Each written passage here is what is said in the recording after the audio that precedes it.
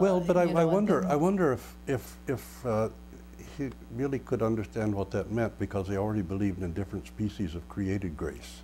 Yes, being Augustinian, as he Yeah, was and an Augustinian monk. consequently, the whole concept of grace. I was speaking at a Lutheran college once, and I said something about grace as the uncreated energy of God.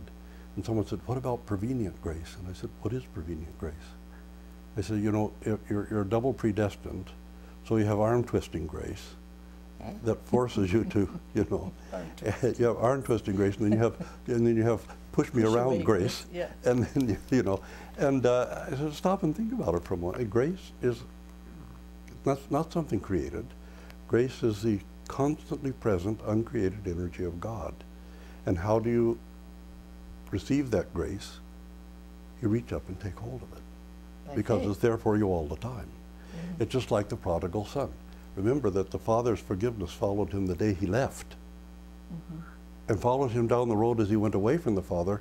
In alienation, having betrayed the father's forgiveness followed him and beckoned to him. But he couldn't see the hand of grace beckoning to him until he turned around to face it. And he turned around to face it when he was in his most desperate condition, and suddenly realized how great the Father's love really was and his mercy, and turned around and went back to the Father. But, I mean, the whole amazing thing about that whole story is the way that the Father's standing at the top of the road looking for him every single day, and already has a robe over his arm. He doesn't run into the house and grab a robe and a ring. He's carrying the robe and the ring. He had already forgiven the son long before he turned around and came back, but the son couldn't receive that forgiveness until he turned around and came back. And the grace of God is ever present, but we don't receive that grace, except the grace of life itself, of course. And I dare say, you know, that the grace of God has maintained and preserved us in many times, even when we weren't aware of it and didn't particularly care to be aware of it. But the grace of God is always there. The uncreated energy of God is ever present. The whole universe is an act of grace. The earth is an act of grace. Life is an act of grace. Everything is an act of grace. And yet we can go through that whole life of grace in a universe that was created through grace and still be totally alienated from God the day we die, because we don't turn around and try to take hold of that grace. Now, okay, we're saved through faith, by grace, and not of works, lest any man should boast. But what is actually being meant here by works of the law, of course? But it's a work to open our heart.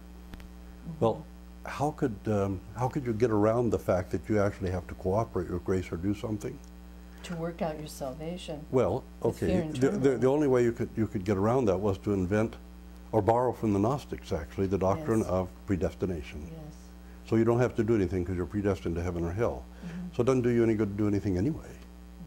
You just sort of float through life, and if you're predestined to be saved, you're going to be saved. You're predestined to hell, you're going to go to hell. So you know, you have to try to discern one or the other, so you'll know whether to eat, drink, and be merry and do all kind of horrid things now, because you're going to go to hell anyway.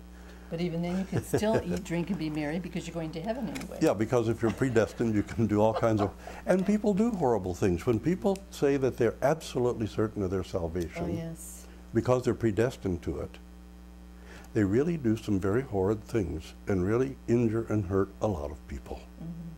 That self-righteous arrogance that comes with it gives a person a right to be prejudiced, to be filled with hatred, to express malice toward others, and all these other things which they do. And let's not forget that apartheid was a Dutch Reformed Church doctrine. It wasn't a political doctrine, it was a Dutch Reformed Church doctrine. Slavery was justified by some people's, good Christians' interpretation of Holy Scripture.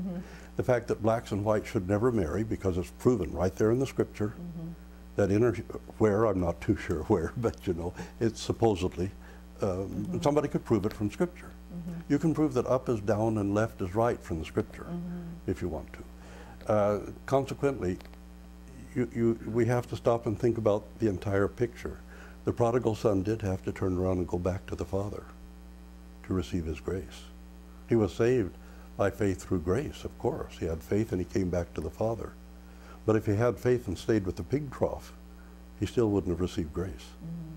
He had to come back to the Father, and he was robed with a robe of grace, and a ring of mercy was put on his finger, So, and forgiveness. Vladika, what is this turning back? What are the steps I can take as a, say if I were still a Protestant Christian or Pentecostal or Roman Catholic Christian, what are the steps I could take to return to my Father's house?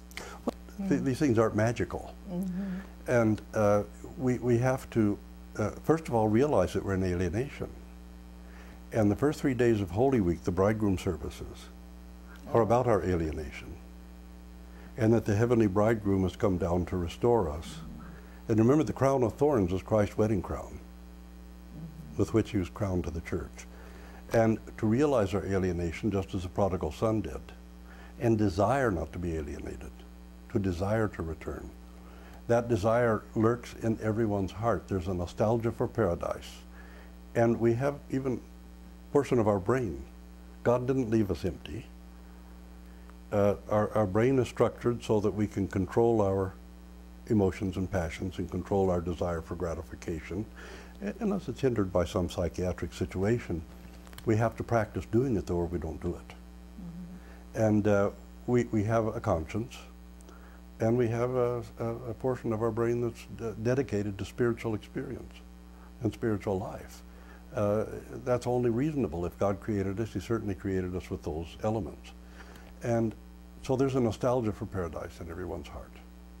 And very often, the reason that people live a tragic life is because they're alienated and can't grasp the fact that they're in alienation. We can be alienated from God, alienated from others, and most tragic of all, perhaps, alienated from our own self, and never find the way back to heal that alienation. What are the steps? Now I want to give them a positive. First of all, just realizing the alienation and desiring not to be alienated. That's the beginning. You turn. And then you try to discern and to discover, to find, to learn something. What's the path back? The path back was given in the time of the apostles, the ancient church, and of course it hasn't changed. Nothing is new under the sun. We just have more efficient ways of doing the same wicked deeds or doing the same good deeds, either one. We have more efficient ways of doing the things we do, but nothing has changed. And to realize that, forget the Old Testament law. Not going to save anybody. It can't save anybody. Can't, you know, it can, the Ten Commandments, lived because they're law, can make society a better place. Tutorial type of It can make a society a better place to live in if everybody follows the Ten Commandments, which of course they don't, but if everybody did. But it can't heal your soul if you fulfill them just to avoid punishment. Because you have to learn to fulfill the Ten Commandments, for example, out of love and not out of fear. And fear is for infants. Love is for those who have become more mature in the faith. And so you turn around, put that aside from you and see what the moral imperatives of Christ are. And when you look at the moral imperatives of Christ, to love the Lord your God with all your being and to love your neighbor as yourself, this requires curtailing your ego and learning to have an unselfish love. A love that doesn't seek something in return for what it offers. A complete unselfish love. This is the real mystery of the fall of Adam and Eve, that they fell into egotism. So we're and that egotism that became an idolatry and a self-love and self-centeredness that Cain demonstrated in his dealings with Abel. We're trying to reverse that and to understand that this is what Christ taught us. First of all, that we must grow and develop an unselfish love.